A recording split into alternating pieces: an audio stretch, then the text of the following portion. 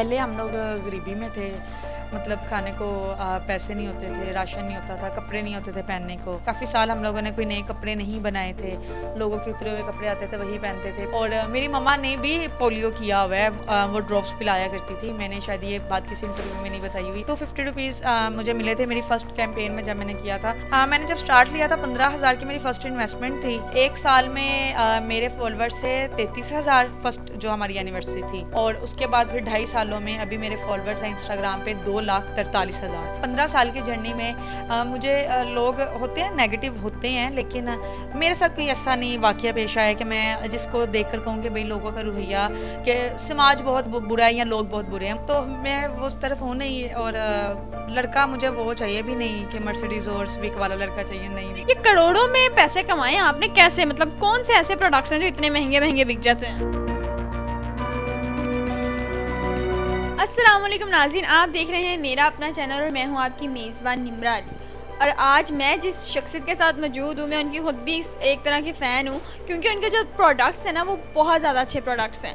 हम लोग देखते हैं कि हर कामयाब मर्द के पीछे एक औरत का हाथ होता है, लेकिन इस वक्त मैं जिस लड़की के साथ मौजूद हूँ वो खुद अपनी कामयाबी का राज है। जानते हैं इससे कि एक ये पोलियो के कतरे पिलाया करती थी, डेंगू के काम किया करती थी, लेकिन इस वक्त वो करोड़ों के बिज़नेस के मालिक हैं। हमारे साथ मौजूद हैं बुशरा इकबाल।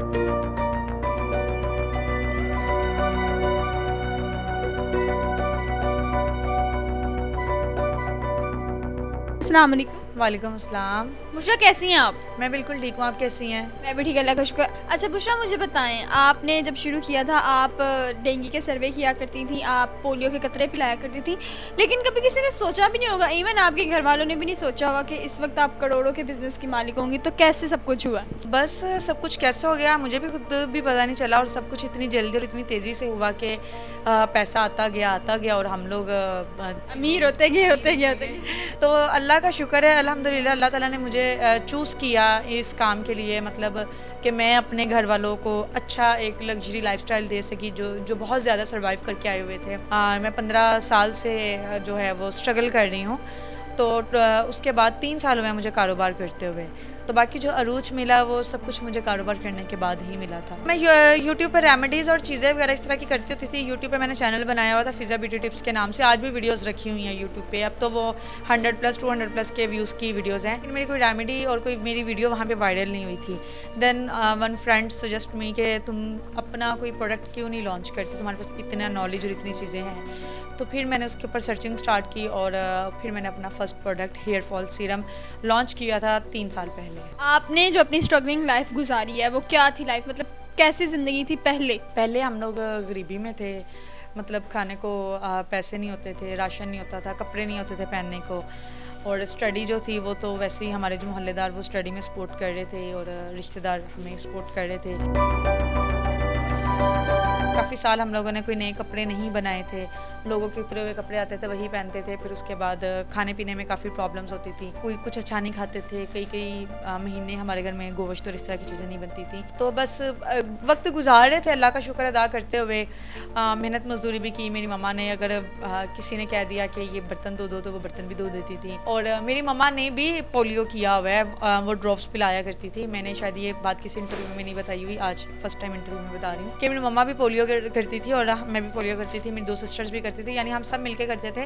250 रुपीज़ मुझे मिले थे मेरी फर्स्ट कैंपेन में जब मैंने किया था। तो जब सब करते थे तो वो 1000-1200 आ जाता था, तो 1000-1200 काफ़ी था उस टाइम पे, 15 साल पहले उसकी वर्थ थी। तो ये होता था कि लोगों से मांगने से बेहतर है कि हम थोड़ा कमा लें। जब आपने बिजनेस स्टार्ट किया, क्या कितने पैसों में स्टार्ट किया था और अब उसी बिजनेस की वर्थ क्या है? मैंने जब स्टार्ट लिया था 15,000 की मेरी फर्स्ट इन्वेस्टमेंट थी और 7,000 मेरे थे, वो भी कमेटी के पैसे रखे हुए थे मेरे पास, और 8,000 मैंने बोरो किए थे अपने कुलीग से।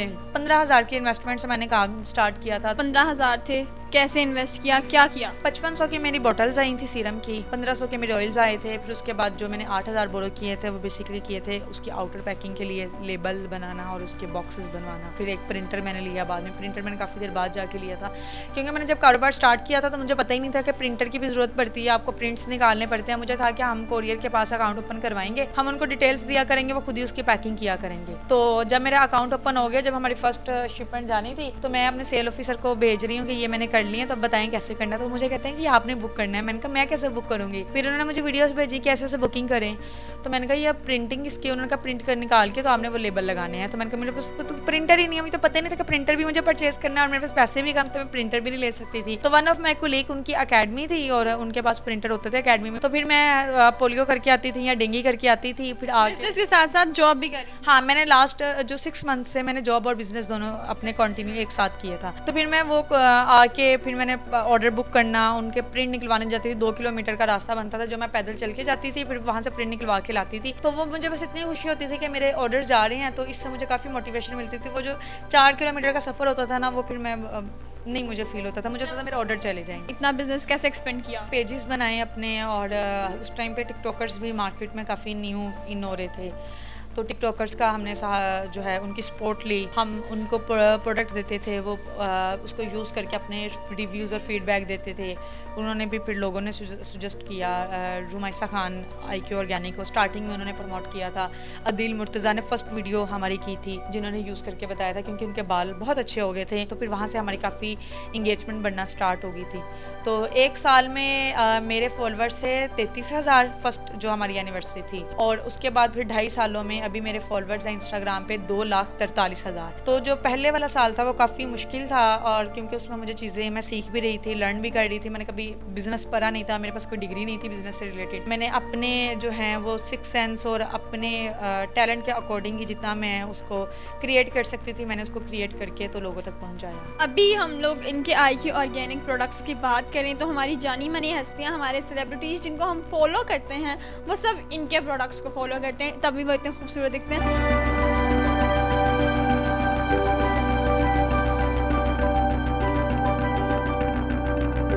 जब आपने 15,000 की इन्वेस्टमेंट की तो घर वालों ने क्या कहा कि बुशरा ये काम ना करो, समाज में कई बातें होती हैं लड़की को लेकर के कैसे बिजनेस को अर्न करेगी? जब मैंने सोचा था ना, तो मैंने अपनी मम्मा से शेयर नहीं किया था, क्योंकि मुझे पता था ऑब्वियसली मम्मा मुझे कभी भी इस चीज़ की इजाज़त नहीं देंगी। तो पहले मैंने अपने कोलीग्स वगैरह के साथ, जो मेरे साथ डेंगी में काम करते थे, मैंने उनके साथ शेयर किया। मैंने जब पहले अपनी एक दोस्त के साथ शेयर किया तो वो हंसने लगी, कहती हैं कि कोई काम ना छोड़ना तुम। मैंने कहा क्या पता किसी काम से जंप लग जाए मेरा। तो मैंने भी काफ़ी देर बाद जाके जब चीज़ें फाइनलाइज हो गई थी, यानी पैसे वगैरह चीज़ें होगी, फिर मैंने मम्मा को बताया कि मैं ये काम करने जा रही हूँ। तो वही बात जिसका मुझे पता था, मम्मा ने कहा कैसे करोगी, हमें तो पता ही नहीं है चीज़ें कैसे बनती हैं, मार्केट जाना पड़ेगा, कैसे जाओगी मार्केट, हमारे पास कोई कन्वेंस नहीं है, कोई बाइक नहीं है। तो उबर ने भी मुझे काफ़ी उस टाइम पे सपोर्ट किया था। उस टाइम पे उबर के राइडर्स भी अच्छे थे और उबर भी बड़ी अच्छी चल रही थी, उबर भी नहीं थी मार्केट में। तो फिर मैंने उबर का सहारा ले गया, फिर मैं मार्केट जाती थी, विजिट करती थी। कुछ दोस्त बड़े अच्छे मिल गए जिन्होंने मुझे बड़ा सपोर्ट किया स्टार्टिंग में, जहाँ पे करना चाहिए था। मैं उनको हमेशा याद रखती हूँ, ऐसा नहीं है कि मैं भूल गई हूँ। कुछ लोग कहते हैं भाई तुम बड़ी बंदी हो गई हो, तुम तो भूल ही गई। नहीं, वहाब था एक लड़का था, उसने मुझे बहुत सपोर्ट किया, और उसने जब मेरी सब चीज़ें फाइनलाइज हो गई तो उसने कहा कि मैं आपको यहीं तक कर सकता था, अब आगे आपका सफ़र है। तो उसके बाद मेरे कभी उससे कॉन्टैक्ट भी नहीं हुआ, ना कभी उन्होंने किया ना कभी मैंने किया। तो ही वॉज अ पर्सन के जिसने बिना किसी फ़ायदे और बिना किसी मकसद के मेरी हेल्प की। तो मुझे बड़ी खुशी हुई थी कि यार लोग अभी भी हैं पाकिस्तान में। 15 साल की जर्नी में मुझे लोग होते हैं, नेगेटिव होते हैं, लेकिन मेरे साथ कोई ऐसा नहीं वाक़या पेश आया कि मैं जिसको देखकर कहूँ कि भाई लोगों का रवैया कि समाज बहुत बुरा है या लोग बहुत बुरे हैं। मुझे हर किसी ने बहुत अच्छे से ट्रीट किया, बच्चों की तरह, बहनों की तरह मुझे समझाया, क्योंकि एक तो मैं बहुत कम उम्र में बाहर निकल आई थी काम के लिए। किसी ने मेरा छोटे होने का, मेरे ना समझ होने का, किसी ने नाजायज़ फ़ायदा नहीं उठाया। बुरे लम्हात में लोग कैसे थे, अब अच्छे लम्हात में लोग कैसे हैं? मेरी मामा को ना नन्नी कहते थे प्यार से, तो अभी भी नन्नी कहते हैं।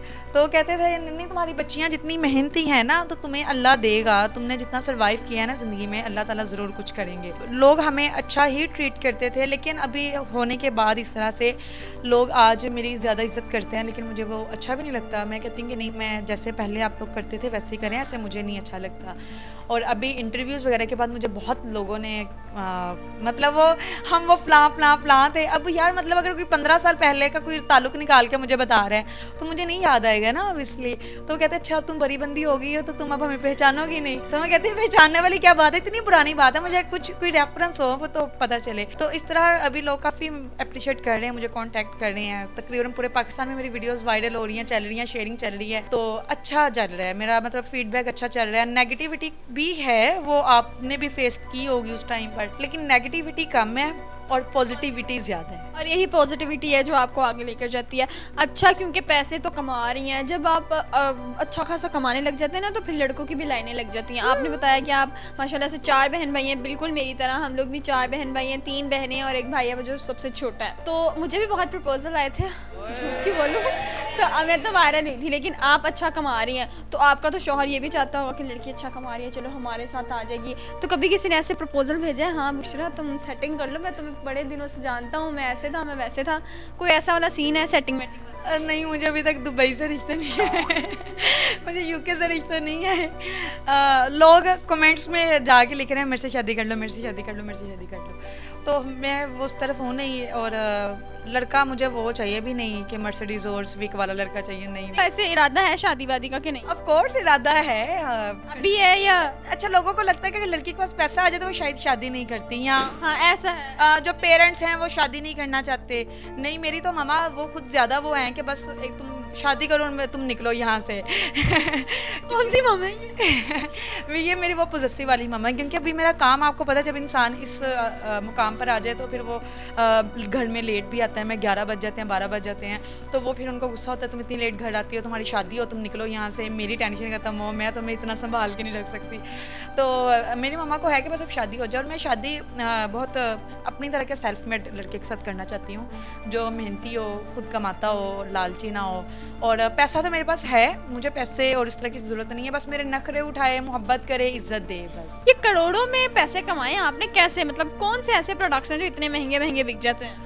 मेरे जो ऑर्डर रेशो है ना, ऑर्डर वैल्यू है, लोग खरीदने वाले ज़्यादा है। और प्रोडक्ट की प्राइस हमारे पास जो स्टार्ट होती है वो 550 से स्टार्ट होती है, लेकिन हमारे पास लोकल प्रोडक्ट नहीं है। आप जो 200-300 के फेस वॉशेस में मिलते हैं, हर कोई अपने एंड पे बहुत अच्छा कर रहा है। मैं ये किसी को क्रिटिसाइज़ नहीं करती हैं, किसी पे फिंगर रेज नहीं करती कि उस ब्रांड का प्रोडक्ट अच्छा नहीं होगा, हर किसी का प्रोडक्ट अच्छा। लेकिन मेरे जो प्रोडक्ट की खास बात ये है कि ऑर्गेनिक और ऑर्गेनिक मटेरियल हमेशा आपको महंगा मिलेगा। आपको अगर केमिकल 100 रुपये का 1 किलो मिल रहा है ना, तो ऑर्गेनिक आपको 1000 रुपये का किलो मिलेगा, क्योंकि ऑर्गेनिक में इसेंशियल ऑयल्स डलते हैं। और इसेंशियल ऑयल्स की वैरायटी पाकिस्तान में पहली बात आपको 1 नंबर नहीं मिलेगी। क्लियर कह देंगे हमारे पास ए ग्रेड नहीं है, क्योंकि ए ग्रेड जो इसेंशियल ऑयल है वो आपको 60 के, 70 के, 80 के का पर केजी मिलता है। और इसेंशियल ऑयल्स लाइक आप कह लें कि 50 लेमन के छिलके ले लें, उनको ड्राई करें, फिर उनको जब उसमें से ऑयल को निकालते हैं तो वो तकरीबन ½ चम्मच ऑयल निकलते हैं। तो इसलिए इसेंशियल ऑयल्स बहुत प्योर होते हैं और बहुत महंगे होते हैं, और हमारे हर प्रोडक्ट के अंदर इसेंशियल यूज़ हो रहे हैं। उसकी वजह से प्रोडक्ट इतना इफेक्टिव है कि वो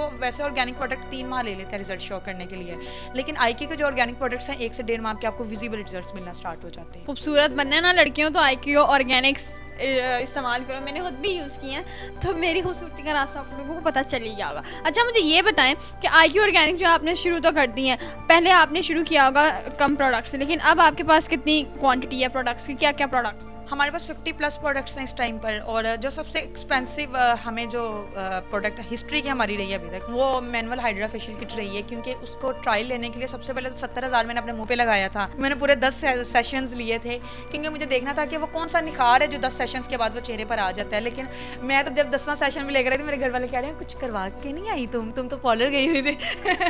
वो 70,000 लगा के भी किसी को नजर नहीं आएगा मैंने अपने मुँह पे कुछ करवाया है। तो वो फिर मैंने पॉइंट्स उसमें से निकाले कि उसमें जो वीक पॉइंट्स क्या हैं। एक तो आपकी स्किन सेंसिटिव कर देते हैं हाइड्रा जो मशीन वाला फेशियल है, दूसरा वो बहुत महंगा होता है और हर कोई 10,000 15,000 का एक फेशियल लेने के बाद वो फिर सलोन वाले बड़े आराम से कहते हैं कि जी एक सेशन से तो रिजल्ट वैसे भी नहीं आना है, आपको कम से कम 10 सेशंस लेने होंगे। तो हर कोई इतना महंगा अफोर्ड भी नहीं कर सकता था। और अभी जो मेरी मैनुअल हाइड्रा फेशियल किट है 9 प्रोडक्ट्स हैं उसमें, और 10वां जो है उसमें जेड रोलर आ जाता है। 7,000 की फेशियल किट है और उसमें से आप 12 से 15 बार अगर फेशियल किटते हैं तो उसकी जो मिनिमम कॉस्ट बनती है वो 400 450 रुपये बनती है। और फर्स्ट यूज़ से आपको इतना अच्छा रिजल्ट मिलता है, और उस जो रिजल्ट है फेशियल के वो तकरीबन आपके 10 दिन स्टे रहते हैं स्किन के ऊपर, फिर आप 15 दिन के बाद अगेन नया फेशियल ले लें। तो अभी हम एक और अपना प्रोडक्ट लॉन्च कर रहे हैं, लेकिन ये इंटरव्यूज़ की वजह से वो थोड़ा डिले हुआ है, तो वो भी हम कुछ बहुत ही यूनिक प्रोडक्ट लेकर आ रहे हैं। आहिस्ता आहिस्ता बुशा जो है वो तरक्की की तरफ गामजन है। अच्छा बुशा, हम आपसे लेंगे इजाज़त, जाते जाते मुझे एक मैसेज चाहिए। आप अगर किसी लड़की को मैसेज दे सकें कि वो अपना बिजनेस कर सकती है, ये समाज जो है वो लड़की को बिजनेस करने की इजाज़त देता है और ये सेफ भी है। पेरेंट्स को चाहिए कि अपने बच्चों को वो करने दें जो वो करना चाहते हैं उनको फोर्स नहीं करें।